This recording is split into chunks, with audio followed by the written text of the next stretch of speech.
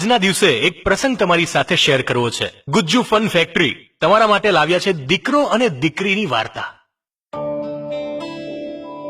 સાહેબ, દીકરો 8 વર્ષનો થાય ત્યારે તેના પપ્પાને કહે, પપ્પા મારે રિમોટ વાળી કાર જોઈએ છે.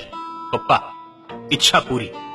11 વર્ષ, દીકરો કહે, પપ્પા મને 200 રૂપિયા વાળી પાર્કરની પેન જોઈએ છે. પપ્પા કહે, ઈચ્છા પૂરી. 17 વર્ષનો થાય સાહેબ, પપ્પા મને સ્પોર્ટ્સ બાઇક જોઈએ છે. ઈચ્છા પૂરી. 21 વર્ષનો થાય, પપ્પા મને તમારી પ્રોપર્ટીમાં મારો ભાગ જોઈએ છે. ઈચ્છા પૂરી.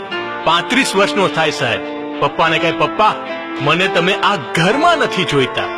પપ્પા, ઈચ્છા પૂરી. ત્યારે દીકરી શું કરે સાહેબ?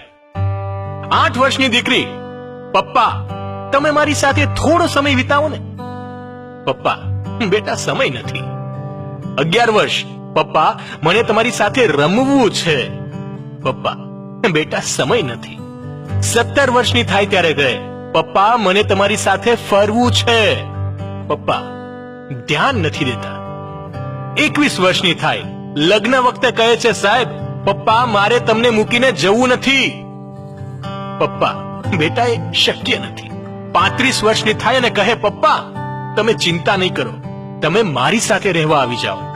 અને સાહેબ આ વખતે પપ્પા ઈચ્છા પૂરી કરે છે, કારણ કે હવે પપ્પાને પણ ખબર પડી છે કે ખરેખર દીકરી આપણી હોય છે. ભાગ્યશાળી એ છે જેના ઘરે દીકરી છે. અરે ભગવાન પણ ભાગ્યશાળીને જ દીકરી આપે છે. દીકરી એ તો ભગવાને બનાવેલી સુંદર ભેટ છે. જો ગુજ્જુ ફન ફેક્ટરીની આ વાત માનતા હો તો તમામ લોકો સુધી શેર કરજો.